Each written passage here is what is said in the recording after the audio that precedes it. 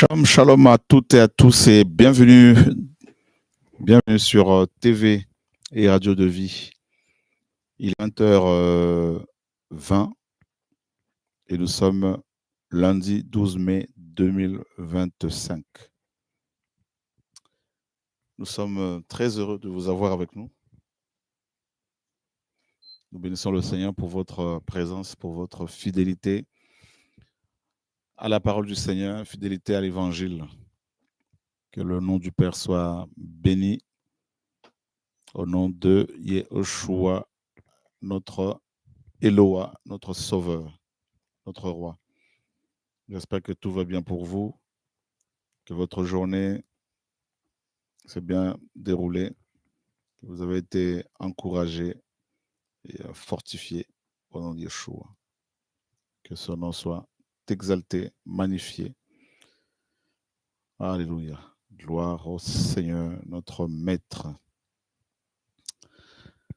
Voilà, nous bénissons ton nom, Adonai, notre Père. Merci pour cette soirée, merci pour l'Évangile, merci pour ta paix, merci pour ta joie, merci pour ta grâce. Tu es vivant, Seigneur, tu règnes. Nous te demandons, Seigneur, de nous garder, de nous purifier par ton sang précieux, Adonai Yeshua, notre Eloa. Que ton nom seul soit exalté, Père très saint. Yeshua, nous te prions, Adonai Yeshua, notre Maître. Amen. Gloire au Seigneur. Alors, est-ce qu'il y a des personnes nouvelles sur le chat? Si vous êtes nouveau, nouvelle, dites-le nous. Et nous allons vous accueillir ce soir avec joie. Gloire au Seigneur. Shalom à vous qui nous suivez depuis les nations. Gloire au Seigneur. Shalom, shalom. Ah ben nous avons Jimla qui est nouvelle. Comment nous as-tu connu, Jimla? Que le Seigneur soit béni, soit la bienvenue. Et nous avons aussi notre bien-aimée Christina qui est nouvelle. Dites-nous comment, sur YouTube, que le Seigneur soit béni. Ben, soyez les bienvenus. Voilà. Que le nom du Seigneur soit béni. Vous êtes bienvenus, toutes les deux. Jimla depuis New York. Ben, tu sais qu'on sera à New York à New Jersey, au mois de juillet, au mois d'août, je crois. Au mois d'août. Ouais, le 21. Non, au mois de juin. Oh là là, autant pour moi. On est déconnecté parfois. Hein. On sera à New Jersey au mois de juin. Eh bien, je vais vous montrer l'affiche en question. Hop là. On va vous montrer ça tout de suite. TV de vie. On va sur TV de vie. Oh. Voilà. Hop là. Donc, on vous montre ça tout de suite. Voilà. Comme ça, vous avez le slide de la mission aux États-Unis. Nous y serons du 22 juin du 21 au 29, quelque chose comme ça. Voilà. Gloire au Seigneur. Donc, dimanche 22 juin, on sera à New Jersey. Et puis, il y a aussi le samedi 28 juin. Voilà. Et toujours à New Jersey. Gloire au Seigneur. Si tu n'as pas reçu une Bible, je pourrais t'en trouver une, ma sœur Jimla. Que le Seigneur soit béni. Si jamais tu viens au programme. Voilà. À New Jersey. Est-ce qu'il y a d'autres personnes nouvelles? Bonsoir, bonsoir Anthony Ilomba, depuis la Côte d'Ivoire. Voilà. Les chants que le Seigneur te donne nous bénissent énormément. Et on attend le dernier album. Hein. Je t'aime, mon amour. Alléluia. Le chant, le grand frère, ça c'est pas mal aussi. Voilà. Et mon prochain album, il faut l'attendre peut-être l'année prochaine. Voilà. Vous savez que j'ai reçu un nouveau chant en dormant, là, je me suis réveillé avec un chant nouveau, Anthony. Ah ouais. Je vais vous faire écouter la mélodie d'un chant nouveau là, que j'ai reçu en dormant. Je me suis réveillé avec une belle mélodie là, et un chant en anglais pour la première fois. Je commence à recevoir des chants en anglais. C'est vraiment particulier. Hein. Le Seigneur est magnifique. Voilà. Vous voyez.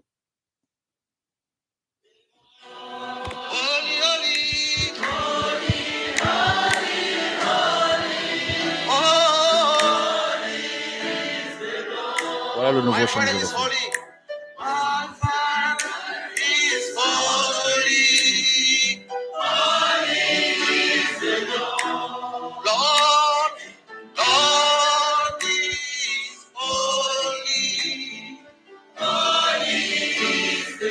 Après, on peut improviser. Vous pouvez y aller.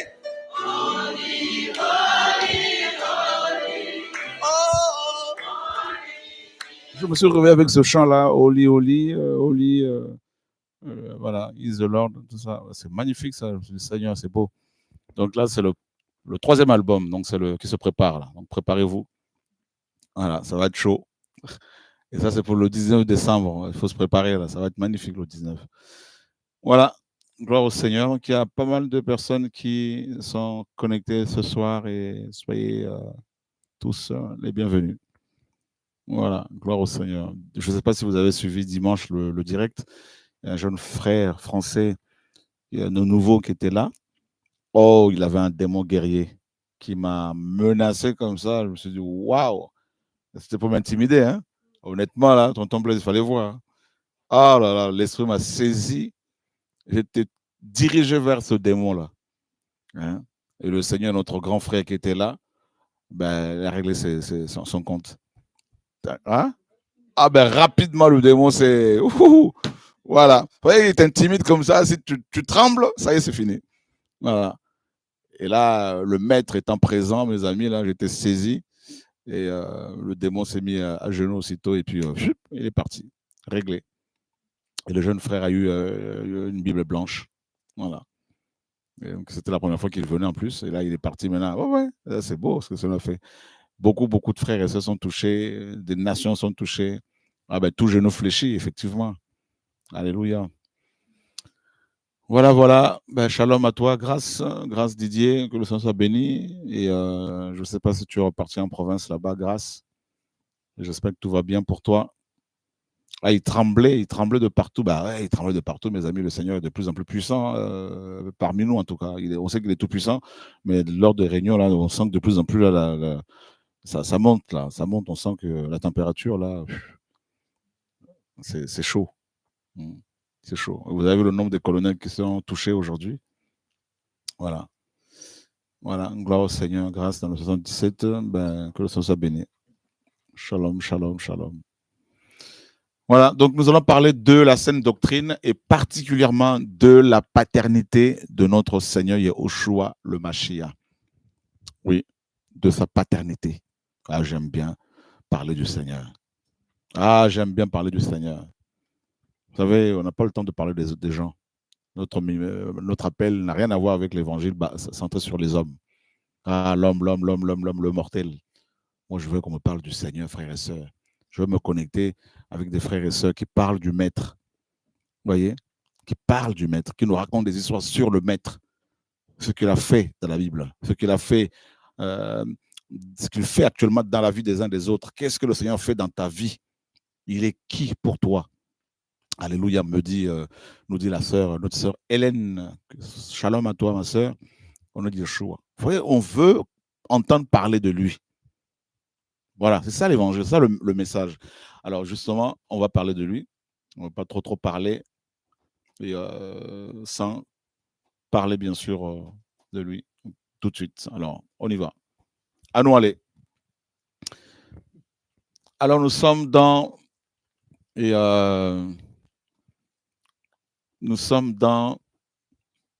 le livre de Luc, chapitre 24, un passage que vous connaissez. On va se mettre en grec ici. Hop. Luc 24. Et nous lisons le verset 44 et 45. Les versets 45. Germain, tu peux m'aider à changer la pile ici? Parce que quelque part là-bas, merci. Et il leur dit, ce sont ici les paroles que je vous disais lorsque j'étais encore avec vous, qu'il fallait que fût accompli tout ce qui est écrit de moi dans la Torah de Moshe, dans les prophètes et dans les psaumes. Et ça, on en a déjà parlé, et on ne cessera jamais de parler de cette parole, parce que c'est la parole du Seigneur, c'est-à-dire Luc 24, 44. Au verset 4, 45, on nous dit, alors il leur ouvrit la pensée afin qu'ils comprennent les Écritures. Donc d'emblée, nous apprenons que pour comprendre les Écritures, et il faut absolument avoir la pensée ouverte. Oui, on peut ouvrir notre pensée pour pouvoir comprendre les Écritures. Il est impossible à un être humain, quel qu'il soit, de comprendre les Écritures sans avoir la pensée ouverte. Voilà, c'est impossible. Ça, vous le savez. Impossible. Ce n'est pas parce que quelqu'un parle couramment le français qu'il va comprendre la Bible traduite en français. C'est impossible. Donc, il faut que la pensée de la personne soit ouverte. Et c'est ce que le Seigneur a fait ici. A fait ici. Et il a bien dit que la Torah de Moshe, les prophètes, donc tous les prophètes bibliques, ainsi que les psaumes, ont parlé de lui. Ont parlé de lui. Alors, arrêtons-nous sur les psaumes. On va aller voir tout de suite dans un psaume, par exemple, le psaume chapitre 1. Voilà. Donc, on commence par le premier psaume. Donc, on a mis un commentaire ici. Voilà. Voilà. Donc, le terme psaume désigne un poème chanté avec l'accompagnement d'un instrument. C'est ainsi que fut initialement compté les récits de la création divine, la captivité ou encore la gloire de Jérusalem. Expression de joie, de reconnaissance, de repentance, d'angoisse ou de vulnérabilité de l'être humain. Ces hymnes étaient des prières adressées à Elohim. C'est un commentaire qu'on a mis. Suite à la définition du mot hébreu traduit en français par psaume. Alors, vous voyez bien que les psaumes étaient des chants, n'est-ce pas? Notamment les psaumes bibliques, des chants adressés généralement au Créateur. Comment voulez-vous que Yehoshua HaMashiach ne soit pas lui-même le Tout-Puissant, le Père, le Créateur des cieux et de la terre?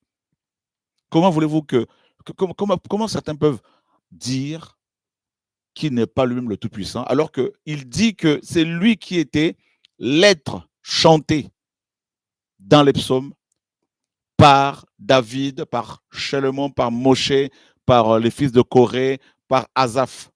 Là, je vous cite les principaux auteurs des psaumes. D'accord?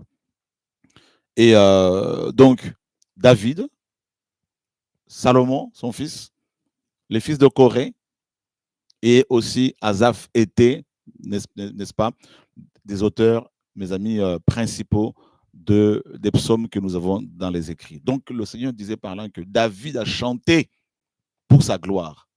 Salomon a chanté pour sa gloire. Moshe a chanté pour sa gloire. Waouh! Et n'oubliez pas que Elohim disait par Ésaïe qu'il ne donnera pas sa gloire, qu'il ne donnait pas sa gloire à un autre. Donc, si des chants, soi-disant chrétiens, n'ont pas pour dénominateur commun le Seigneur Yehoshua Mashiach, il faut les rejeter d'emblée. Ça, vous l'avez compris. Parce que les psaumes avaient pour, mes amis, dénominateur commun, le Seigneur. Parce qu'il a dit, les psaumes ont parlé de lui. C'est-à-dire, les gens ont chanté pour lui. Et comme on a pu mettre dans le commentaire ici, donc certains psaumes annoncent les événements de l'achèvement des âges ou fin des temps, notamment les souffrances du Mashiach. Donc voilà. Et donc le Seigneur a parlé, les psaumes parlaient de lui, Voilà, parler de lui. Dès le psaume premier, on annonce la couleur. Heureux l'homme qui ne marche pas sur le conseil des méchants, qui ne s'arrête pas sur la voie des pécheurs et qui ne s'assied pas dans l'assemblée des moqueurs. Oui, s'il prend plaisir dans la Torah de Yahweh. D'emblée, on nous parle de la Torah de Yahweh. Et médite sa Torah jour et nuit. Et la Torah de Yahweh. Or, Yeshua parlait de la Torah de Moshe, donc qui était la Torah de Yahweh, en fait, en gros, parce que c'est Yahweh qui avait donné cette Torah à Moshe. Et Yeshua disait que la Torah de Moshe parlait de lui. Donc, quiconque médite la Torah, automatiquement, il va rencontrer le Seigneur, l'être principal dont parle la Torah.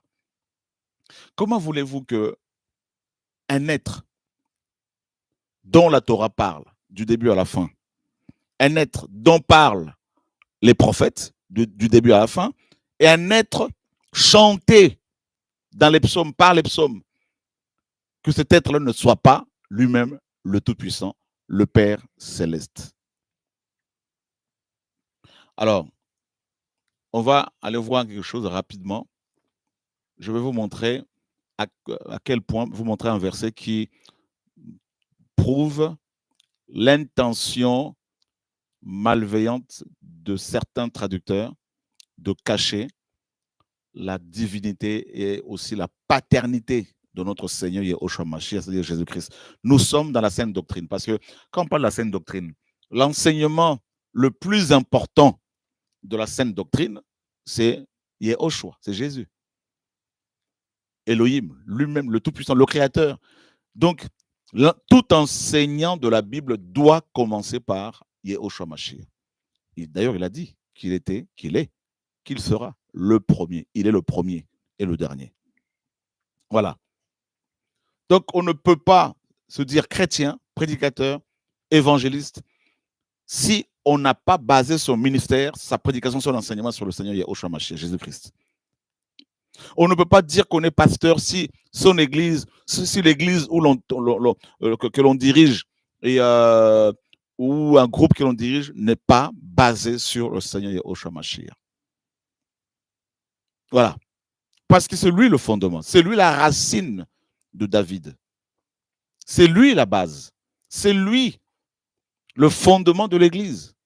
Paul dit dans 1 Corinthiens 3, au verset 10 et 11, j'ai posé le fondement comme un sage architecte. Que chacun prenne garde à la manière avec laquelle il édifie par-dessus. Car personne ne peut poser un autre fondement que celui qui a été posé, à savoir Yeshua HaMashiach. Donc, si un ministère, son message tourne autour des hommes, autour de l'argent, autour d'un bâtiment, vous devez automatiquement vous détourner de lui parce qu'il va vous induire en erreur. C'est un mercenaire, il va vous conduire sur le chemin de la perdition. Car la foi vient de ce qu'on entend. Nous n'avons pas été, en tant que chrétiens, disciples du Seigneur, sauvés pour parler de nous, pour parler de ce monde, mais pour parler de l'être qui est mort pour nous et qui est ressuscité à cause de notre justification et qui vient nous chercher. Le monde doit entendre parler de lui. Vous voyez, c'est ça l'évangile. Moi, je ne veux pas passer des heures en entendant, en écoutant des inepties, en écoutant des mensonges, en écoutant des querelles, des plaintes, et que mon âme, mes amis, soit polluée. Je ne veux pas entendre des enseignements autour de l'argent qui vient de l'homme, l'argent que nous allons laisser. Mais je veux plutôt que mon esprit soit nourri de la bonne parole pour qu'il soit prêt pour la vie après la vie. Et certains traducteurs, dans leur traduction, ont tout fait pour cacher la paternité du Seigneur. Et nous allons voir ça aujourd'hui encore ensemble. Regardez, nous allons vérifier dans les textes, on va vérifier les textes grecs ensemble. Donc nous sommes dans Éphésiens chapitre 5, le verset 5. D'accord? Mais on va d'abord aller vérifier toutes les traductions, en fait la plupart des traductions bibliques en français, les traductions françaises. Donc Éphésiens chapitre 5, verset 5. Vérifiez bien, frères et sœurs, soyez bien attentifs. Ah, ça ne marche pas. Ce site a souvent des problèmes. C'est vraiment terrible. Bon, c'est pas grave. On va faire ceci. Comparaison Bible. On va prendre un autre site.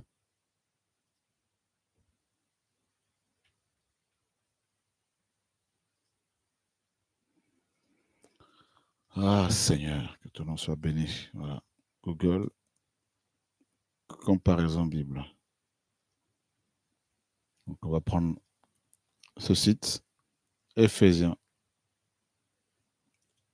Comme les chrétiens, les juifs de Bérée, pardon, nous allons scruter les Écritures.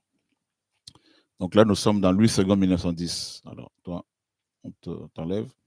Louis II 1910. Regardez bien.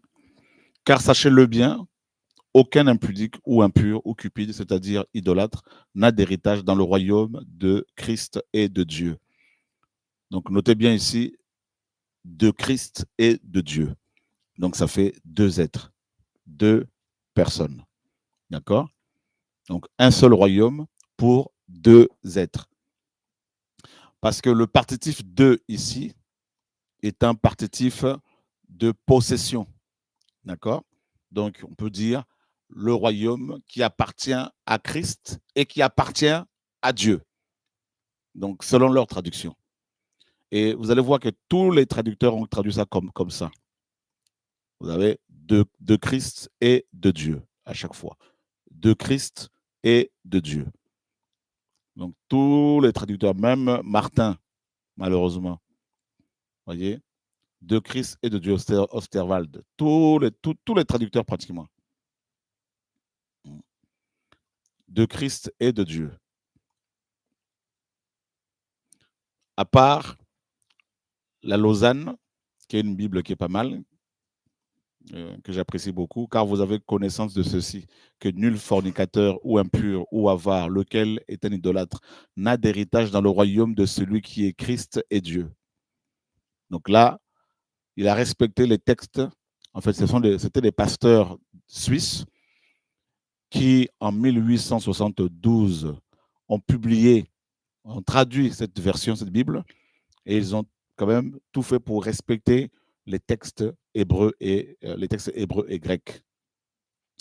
Et donc, vous voyez bien que la Bible de Lausanne, que vous pouvez souvent consulter aussi sur Internet, respecte les textes grecs ici. Parce que dans les textes grecs, il n'y a pas et en fait, il n'y a pas de entre le et de préposition et Dieu, il n'y a pas de partitif. Voilà. Vous voyez? Donc les autres, par contre, n'ont pas respecté les textes grecs. Et c'est ce que nous allons vérifier. Donc vous voyez bien que dans les textes grecs ici, et on a ici, vous avez Christos, et ici vous avez le partitif de possession, d'accord? Donc voilà. Donc ici vous avez le royaume, vous avez l'article défini ici, hop, vous avez le royaume dans, voilà. Donc ici vous avez le verbe avoir, ici, qui est là. Voilà, c'est la négation. Donc, n'a des. Voilà. N'a d'héritage dans le royaume de Christ et Elohim.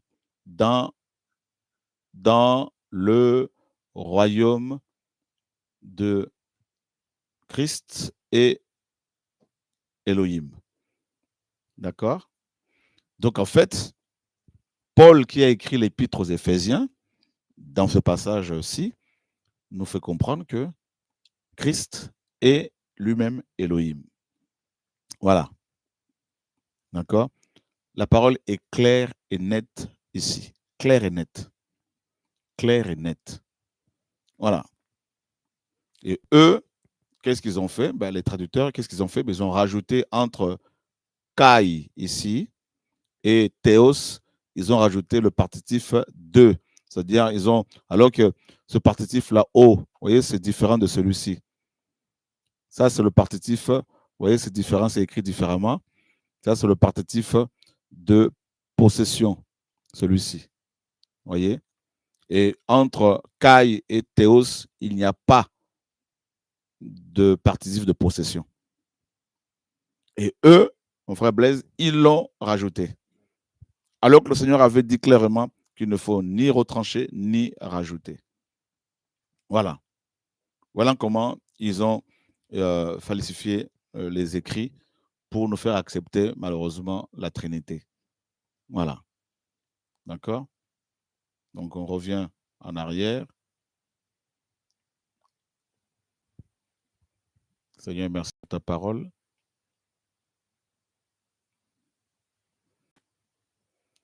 La paternité du Seigneur. Et si on prend, regardez, Colossiens. Alors ça, c'est très puissant comme parole aussi, la Colossiens, la 3. Colossiens 3.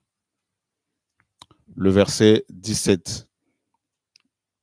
Regardez bien. On va voir comment eux, ils l'ont traduit. Tout ça pour nous cacher la paternité du Seigneur. Colossiens 3, 17. Colossiens 3, 17. J'espère que ça vous est clair, toutes ces choses-là, parce que vous devez connaître qui est notre maître. Regardez. Donc, Louis II de 1910 dit, et quoi que vous fassiez en parole ou en œuvre, faites tout au nom du Seigneur Jésus, en rendant par lui des actions de grâce à Dieu le Père. D'accord? Et presque tous ont traduit ça comme ça. Tous. Tous. Et regardez bien, Martin a bien mis entre crochets notre. Donc, pour dire que, ça veut dire qu'il a rajouté. À chaque fois, il met les entre crochets et certains mots parce qu'il les a rajoutés. Maintenant, on va voir comment Lausanne a mis ça. Donc, ils ont mis tout ça pareil. C'est-à-dire, ils ont distingué entre Christ et Dieu, et entre Yeshua et Dieu. Alors, nous allons maintenant voir les textes d'origine. D'accord? Voilà. Donc, vous voyez les textes d'origine. Là, vous avez, donc, en rendant grâce, donc nous avons ici Jésus, nous avons ici, n'est-ce pas, Kyrios, et vous avez ici un article défini. Donc, ça donne, donc, au nom du Seigneur Jésus, rendant grâce, donc l'Élohim est Père par lui. Maintenant, comment ça se traduit littéralement? Voilà comment on a traduit ça littéralement. On va vous montrer ça. Le verset 17, on est là. Voilà ce que ça donne littéralement. Hein. Et que tout ce que vous faites, en parole ou en œuvre, que tout se fasse au nom du Seigneur Yehoshua, en rendant grâce par lui à Elohim et Père. Et attendez, c'est pas ce passage-là que je voulais. Attendez 2 secondes. C'est pas ce passage-là. Attendez 2 secondes. Autant pour moi. Hop. Donc on fait ça. On fait une petite recherche là. Donc déjà, c'est 1 Corinthiens, pardon. 1 Corinthiens, chapitre 1er.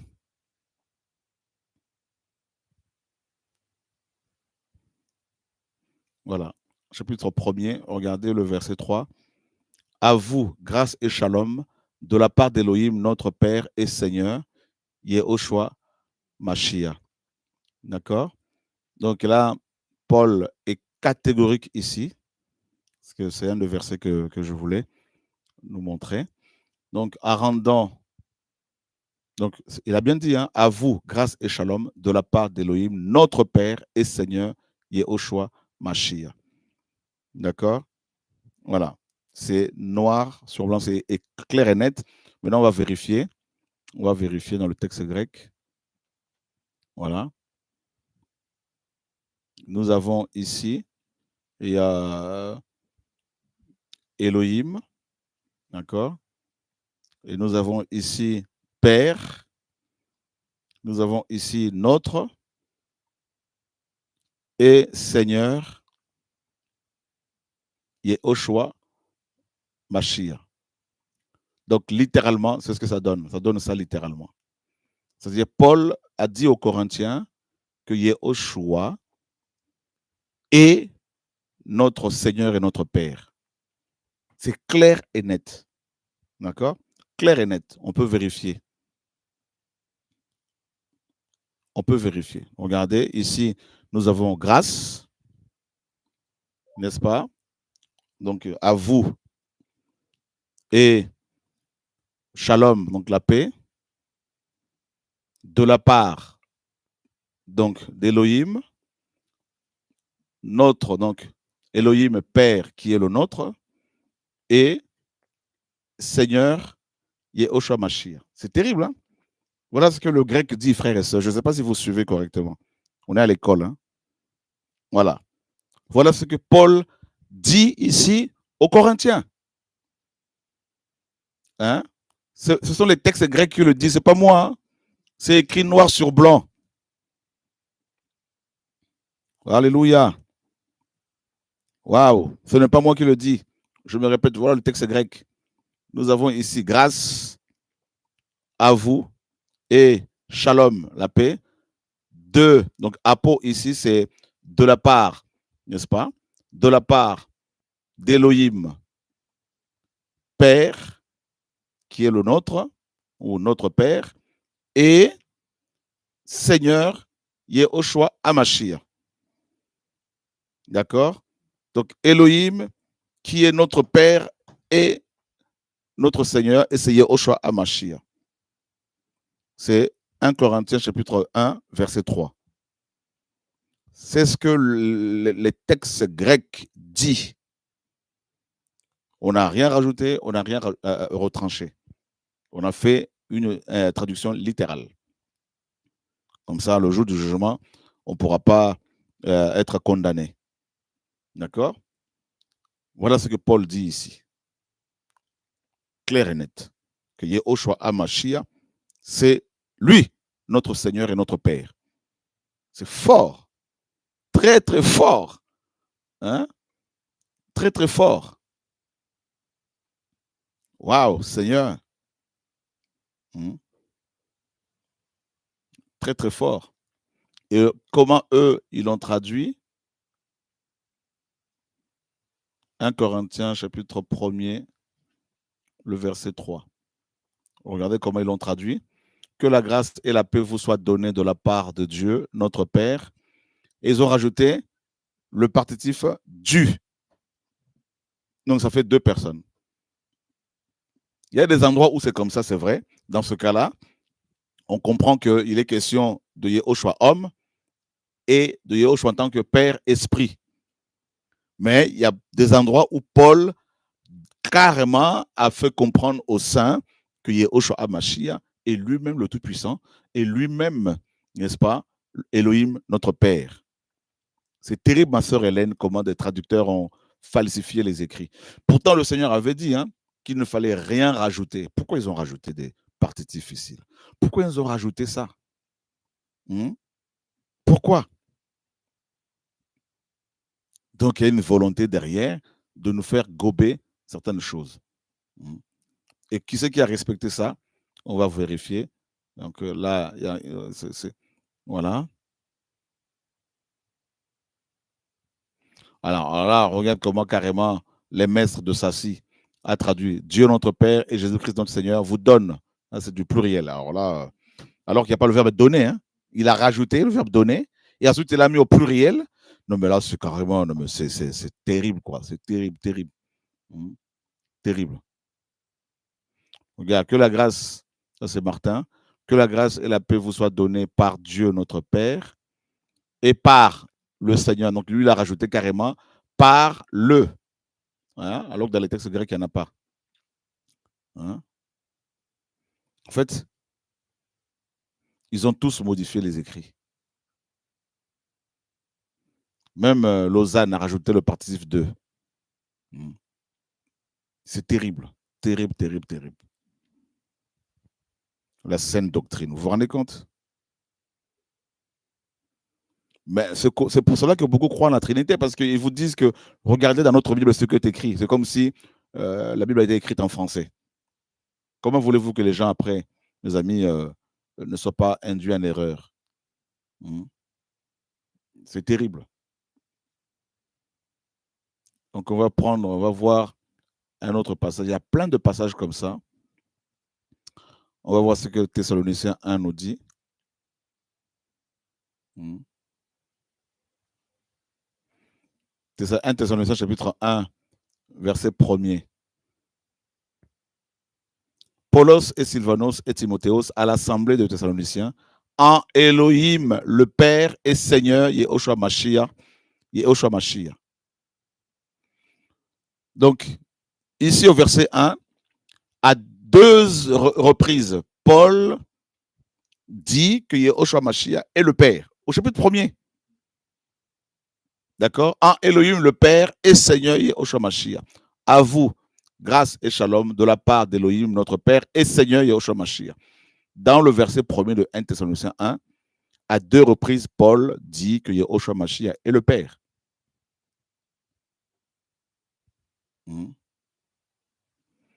Et si on vérifie dans le grec, si on veut vérifier, on va voir que c'est comme ça.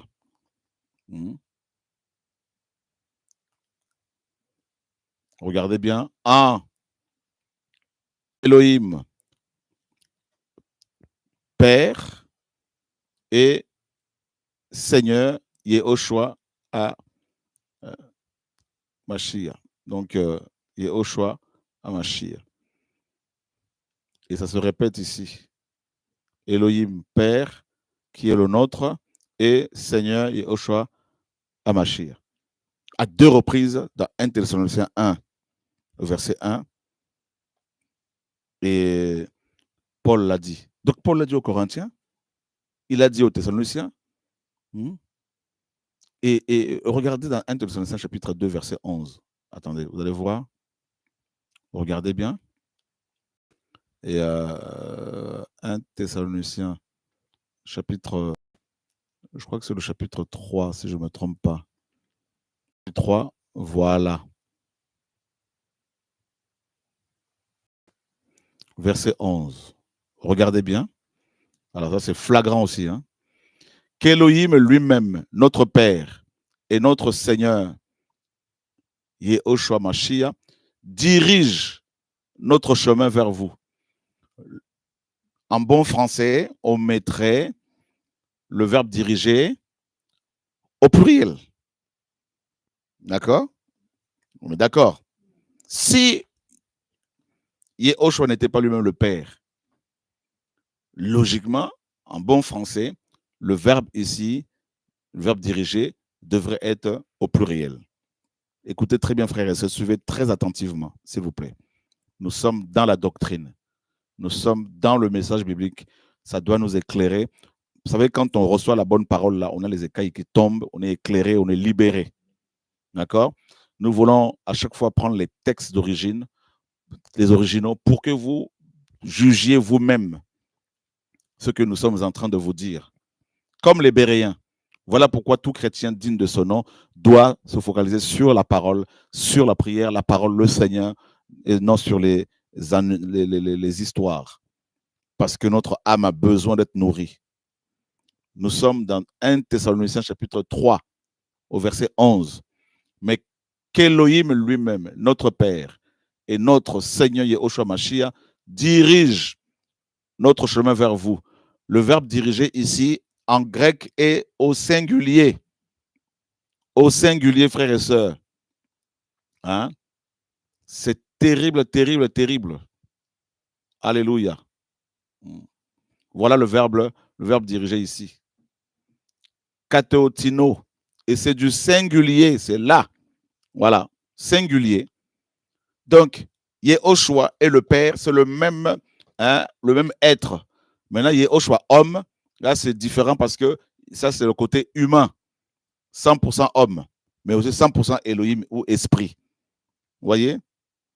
Logiquement, ma sœur Hélène, si Yehoshua n'était pas lui-même le Tout-Puissant, s'il était, s'il y avait la Trinité là, ben, il aurait fallu que le verbe dirigé soit au pluriel.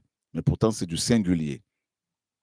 Ça veut dire que quand Paul dit, hein, voilà, il le dit, hein, et que lui-même, l'Élohim est Père, qui est le nôtre, littéralement, je lis, hein, donc littéralement, ça donne et que lui-même, en fait, si je veux traduire, et littéralement, ça donne lui-même, or ou mais, l'Élohim est ici Père, qui est le nôtre, et le Seigneur qui est le nôtre, Yehoshua Mashiach, dirige au singulier, dirige le cœur qui est le vôtre. Voilà. C'est terrible. Moi, j'aime bien les langues comme ça, la grecque et l'hébreu, là. On apprend beaucoup de choses, mes amis. Et quand on commence à lire cette langue-là, on découvre des choses cachées. On se dit, mais les traducteurs, qu'est-ce que les traducteurs ont fait? Pourquoi les traducteurs ont fait des choses comme ça? Pourquoi les traducteurs ont fait ça? Pourquoi? Pourquoi les traducteurs ont fait ça? Et on va vérifier. 1 Thessaloniciens, chapitre 3, le verset 11. Regardez. Et là, le second met aplanis au pluriel. D'accord? Donc là, bah, ça appuie la Trinité. Aplanis au pluriel. Dirige. Vous voyez ici? C'est qui? C'est lui, second 21 de 2007. Ben, il a mis le verbe diriger au pluriel. Dirige. Voilà. Oui, mon frère Timothée, pourquoi le Seigneur a dit que seul le Père connaît le jour de sa venue, si c'est lui-même le Père? Là, c'est le côté humain, c'est normal. En tant qu'être humain, la parole, il est dit dans Philippiens, il s'est dépouillé de lui-même. Il s'est dépouillé. Il a pris la forme humaine. C'est normal, en tant qu'humain, il a pris une forme, en tant qu'humain, il a eu faim.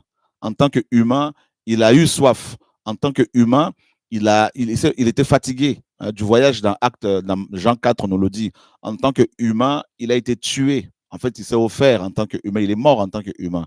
Il est ressuscité en tant qu'humain. Ça, c'est normal. Voilà pourquoi la parole le présente comme le deuxième ou encore le dernier Adam, c'est-à-dire le dernier humain. Voilà. Parce qu'il a pris la forme humaine. 1 Timothée 3, 16 nous dit que le mystère de la piété est grand. Elohim a été manifesté en chair. Donc là, c'est le côté humain. C'est normal, mon ami. Voilà. C'est le côté humain, ça. Voilà. Et ensuite, Pierre lui dira dans Jean, Seigneur, tu sais toutes choses. Voilà. Donc, en tant que Elohim, c'est différent. Voilà. Voilà. Donc, moi, je ne fais que vous présenter les textes originaux. Vous-même, vous lisez, vous vérifiez. Vous voyez?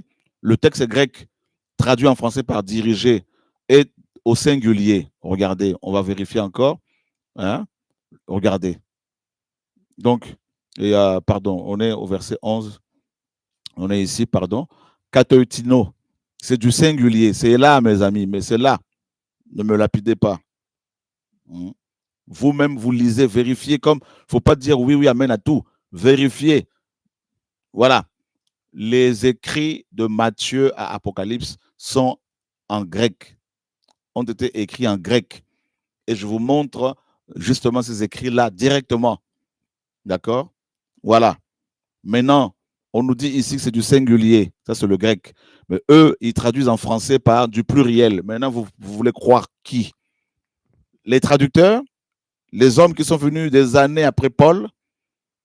1600 ans après Paul? 1500 ans après Paul? Ou vous voulez croire ce que Paul a écrit sous l'inspiration du Saint-Esprit? Voilà. Vous voyez?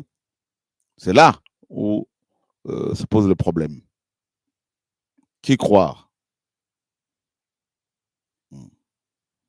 Le Seigneur, en tant qu'esprit, quand il a pris la forme humaine, il s'est dépouillé lui-même. Il a pris la forme humaine. Voilà. C'est ce que la parole nous dit. Vous voyez? Voilà. Donc, la saine doctrine, mes amis, doctrine veut dire enseignement.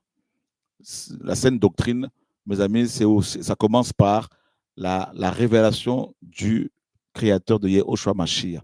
C'est lui l'enseignement le plus important.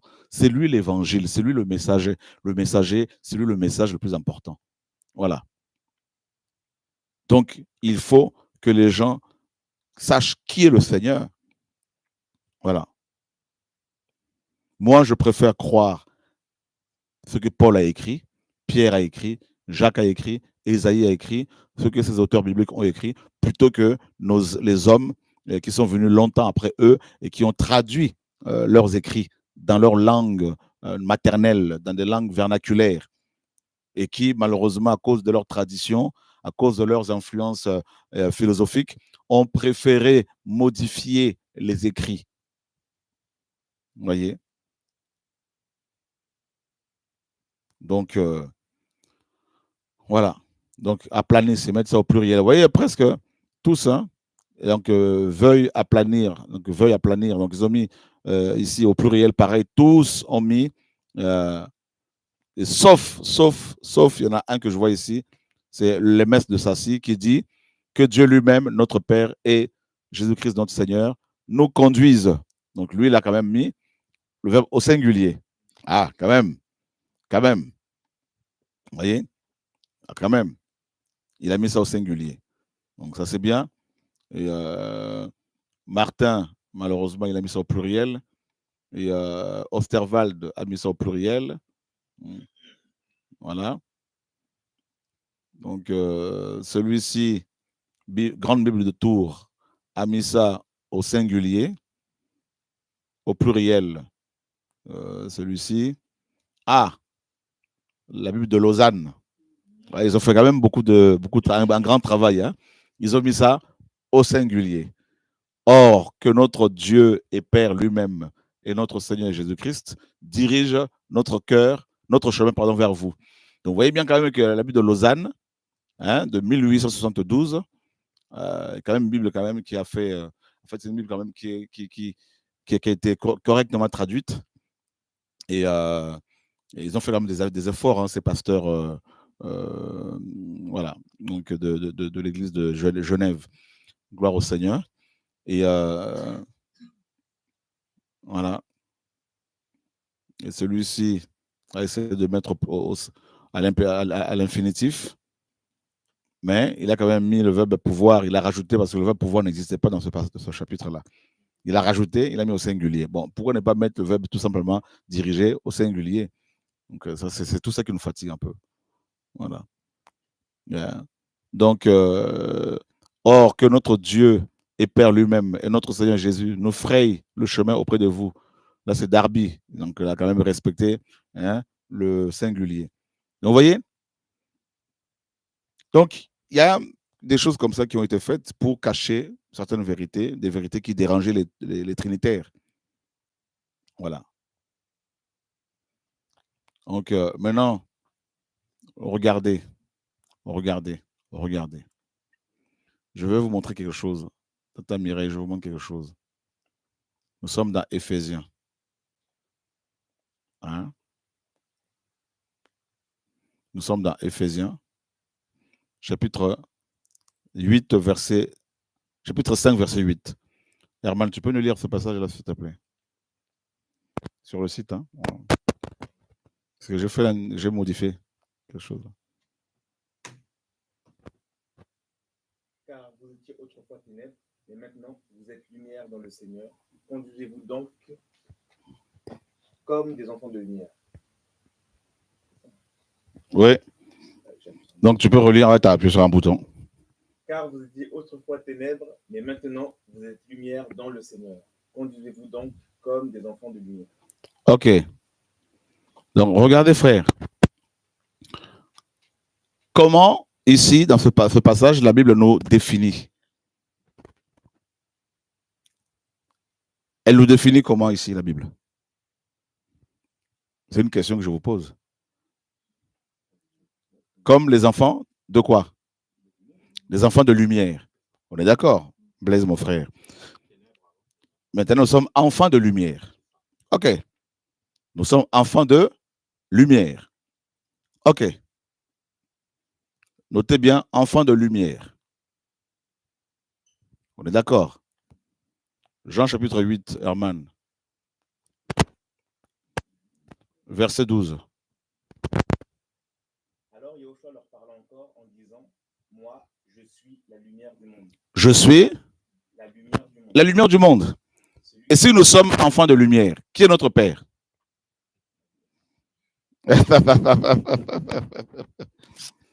Ben, nous sommes enfants de lumière. Et Yahushua dit qu'il est la lumière du monde. Hein? Donc nous sommes enfants de qui? Ben voilà. Voilà. Vous savez, c'est simple à comprendre ces choses-là quand on a l'esprit et on comprend facilement ces réalités-là. Nous sommes dans Jean chapitre 3. Tu peux lire, Herman, s'il te plaît. Et voici le jugement, c'est que la lumière est venue dans le monde et que les humains ont aimé la ténèbre plus que la lumière. Leurs œuvres étaient mauvaises. Car quiconque pratique le mal est la lumière et ne vient pas à la lumière de peur que ses œuvres ne soient exposées. Mais celui qui agit selon la vérité vient à la lumière afin que ses œuvres soient manifestées parce qu'elles sont faites en Elohim. Donc, la lumière est venue. Vous voyez? C'est Yahushua, notre Seigneur et Sauveur. La lumière du monde. Voilà. Gloire au Seigneur. Donc, c'est lui la lumière du monde. Et nous sommes enfants de lumière. Autre chose. Autre chose. Matthieu chapitre 13. Herman, lis-nous quelque chose ici de très puissant sur la paternité du Seigneur Yahushua. Attendez. Alléluia. Seigneur, merci. Explication de la parabole du blé et de l'ivraie. Continue. Verset 36. Alors Yahushua renvoya les foules et entra dans la maison. Et ses disciples s'approchèrent de lui et lui dirent, explique-nous la parabole de l'ivraie du champ. En répondant, il leur dit, celui qui sème la bonne semence, c'est le Fils d'humain. Et le champ, c'est le monde. La bonne semence, ce sont les fils du royaume. Et l'ivraie, ce sont les fils du mauvais. Continue. Et l'ennemi qui l'a semé, c'est le diable. Et la moisson, c'est l'achèvement de l'âge. Et les moissonneurs sont les anges. De même, donc, que l'on cueille l'ivraie et qu'on la brûle dans le feu, de même en sera-t-il lors de l'achèvement de l'âge. Ok. Le Fils d'humain enverra ses anges qui arracheront de son royaume. Donc, le Fils d'humain enverra qui? Ses anges qui arracheront de son royaume. Le royaume de qui? Ok, le royaume du Fils d'humain. Continue. Donc, arracheront de son royaume tous les scandales et ceux qui travaillent pour la violation de la Torah. Ok, verset 42. Et les jetteront dans la fournaise de feu où il y aura le pleur et le grincement de dents. Verset 43. Alors les justes resplendiront comme le soleil dans le royaume de leur Père. Alors les justes resplendiront comme le soleil dans le royaume de qui? De leur Père. Le Fils d'humain enverra ses anges qui arracheront de son royaume, du royaume du Fils d'humain. Et les justes vont se réjouir dans le royaume de qui? Voilà. Il faut resplendir dans le royaume de leur Père. Qui est leur Père? Le Fils d'humain. C'est clair. C'est clair.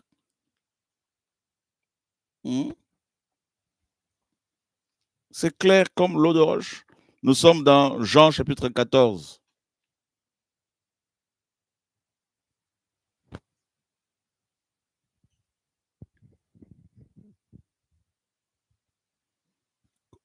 Verset 7. Si vous me connaissiez, vous connaîtriez aussi mon Père. Et dès maintenant, vous le connaissez, vous l'avez vu. Le Seigneur dit aux apôtres qu'il connaissait quand ils étaient sur terre. Hein, il a dit, vous connaissez le Père et vous l'avez vu. Mais c'est clair. Blaise. Il a dit aux apôtres, vous connaissez le Père et vous l'avez vu. Ah non. C'est écrit, non? Continue encore pour achever décapiter les trinitaires là, avec la parole, pas avec les épées physiques. Philippos lui dit, Seigneur, montre-nous le Père et cela nous suffit. Le Seigneur a dit aux apôtres que vous connaissez le Père et vous l'avez déjà vu. D'accord? Mais Philippe s'entête. Il dit, montre-nous le Père alors. Cela nous continue. Yoshua lui dit, depuis si longtemps je suis avec vous et tu ne m'as pas connu, Philippe. Ah! Depuis longtemps je suis avec vous et tu ne m'as pas. Il n'a pas dit tu ne l'as pas, mais tu ne m'as pas connu. Que voulez-vous d'autre? Hein? Que voulez-vous d'autre? Et attendez, 2 secondes. 2 secondes. Jean chapitre 14.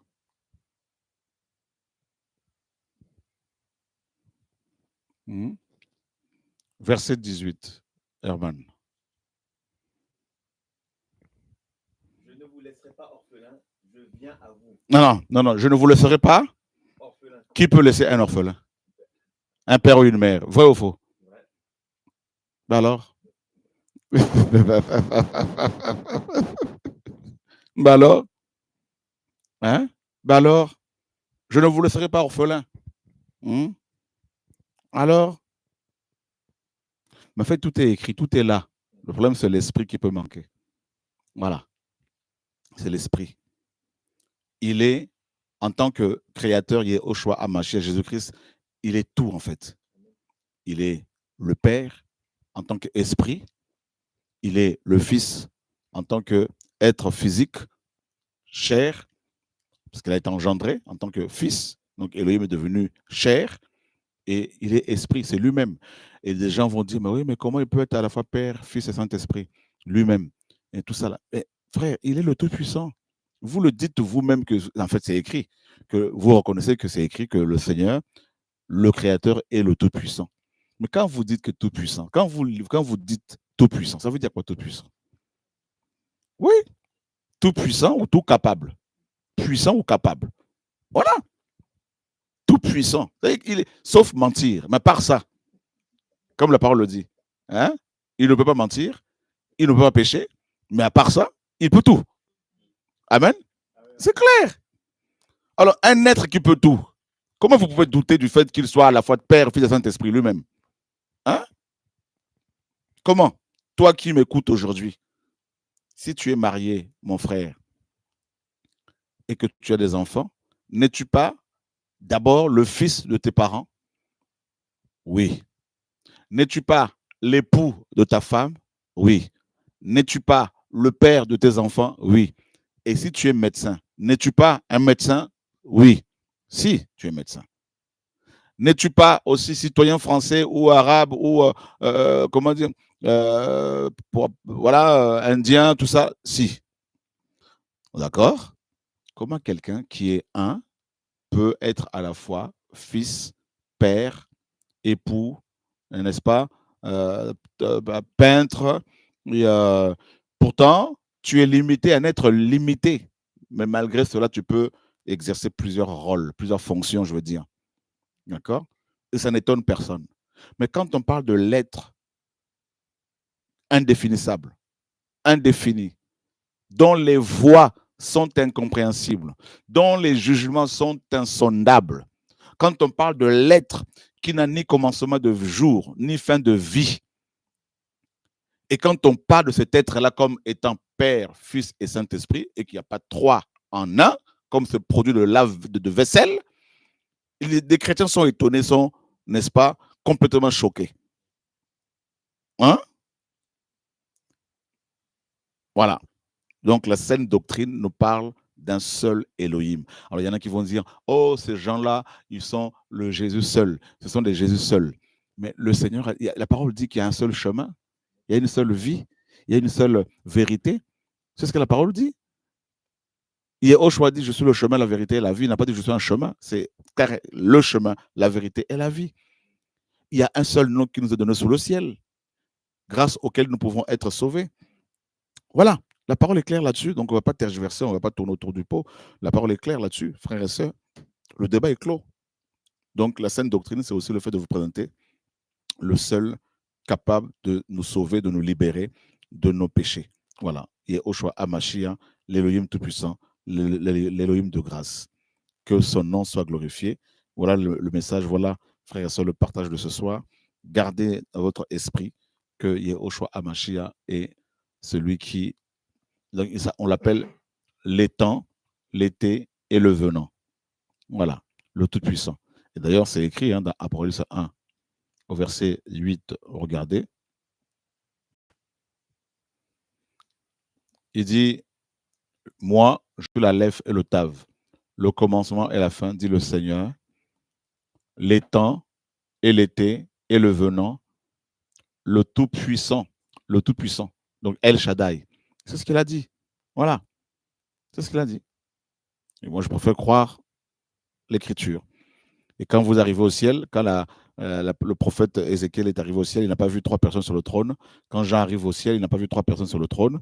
Il a vu l'agneau au milieu du trône. Donc voilà. Donc parce que beaucoup, quand ils entendent qu'il est assis à la droite du Père, ils pensent que c'est physique. La droite, c'est le commandement, tout simplement. C'est la position la plus élevée, tout simplement. Parce que dans les Écritures, la droite représente l'autorité, tout simplement. Mais quand Jean arrive au ciel, il a vu l'agneau au milieu du trône, debout. Et si ce n'est pas lui le Père, donc maintenant, on va dire, il écrase le Père. Hein? Et d'ailleurs, pour votre information, qui a engrossé Marie, si on veut parler littéralement, crûment, hein? Qui a rendu Marie enceinte, grosse? N'est-ce pas le Saint-Esprit? On est d'accord.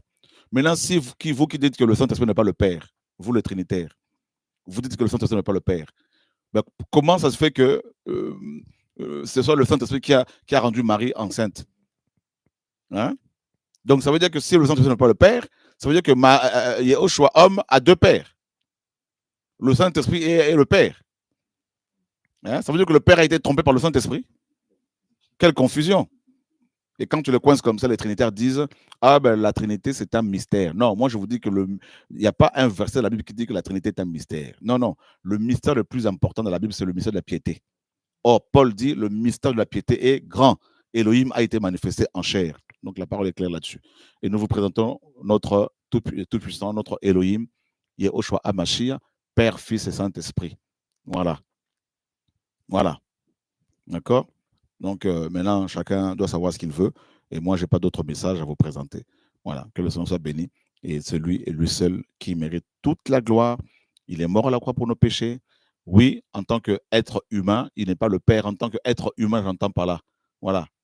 Et il est mort en tant qu'humain et non pas en tant qu'Élohim. Parce qu'Élohim ne meurt pas. Il a vaincu Satan en tant qu'humain grâce au Saint-Esprit. Il a vaincu le péché en tant qu'humain grâce au Saint-Esprit. Il est devenu humain pour nous montrer, nous les autres humains, le chemin du salut. Il nous a montré la voie à suivre. Et par le Saint-Esprit, on peut aussi comme lui vaincre le péché. On peut aussi comme lui vaincre Satan parce que le Seigneur a tout accompli pour nous. Voilà. Donc nous marchons maintenant dans la victoire. À lui seul la gloire. Voilà notre message. Voici l'agneau. Voici l'époux, voici l'être humain, voici l'humain, voici l'homme. Yehoshua HaMashiach. Voilà, on n'a pas d'autre message, frères et sœurs. N'attendez pas à ce que nous parlions des hommes du matin au soir. On ne va pas leur donner cette opportunité parce qu'ils ne méritent pas, parce qu'ils ne sont pas nos sauveurs. La poussière ne mérite pas qu'on parle d'elle. Parlons du Seigneur. Voilà notre message. Que le Seigneur vous garde, frères et sœurs. Nous vous donnons rendez-vous demain soir sur TV et Radio de Vie pour continuer sur la saine doctrine. Voilà, saine doctrine, 2 points. Yehoshua HaMashiach, le Père céleste, le Père tout-puissant. Et d'ailleurs, attendez, avant de finir, on va clôturer cet enseignement par un passage clé. Ésaïe chapitre 9. Alors là, ça vous le connaissez tous. Hein? Voilà, le verset 5. Herman, s'il te plaît. Car un enfant nous est né, un fils nous a été donné et le gouvernement sera sur son épaule. On l'appellera du nom de miracle, conseiller, El Gibor, père d'éternité, prince de paix. Ah, père d'éternité, père d'éternité, père d'éternité. Alors, vous pouvez inventer, chercher des voies et moyens pour détourner cette parole des saints, mais les vrais enfants du Seigneur reconnaissent leur père. Voilà, le bon berger. David a dit, Yahweh est mon berger, je ne manquerai de rien, psaume 23. Et Yehoshua, quand il est venu, il a rajouté le bon. Bon, je suis le bon berger, le bon berger. Voilà, il y aura un seul berger et un seul troupeau. Il a dit dans Jean 10. Donc, s'il y a un seul berger et que c'est lui, alors Yahweh, si Yahweh n'est pas lui, il est Yehoshua. Alors, donc, ça veut dire qu'il y a deux bergers. Donc, la parole ne se contredit pas. À lui seul la gloire. Voilà votre berger, notre berger. Voilà. Gloire au Seigneur, bonne continuation, bonne soirée et bon appétit avec cette bonne parole là que le Seigneur nous a donnée. Shalom.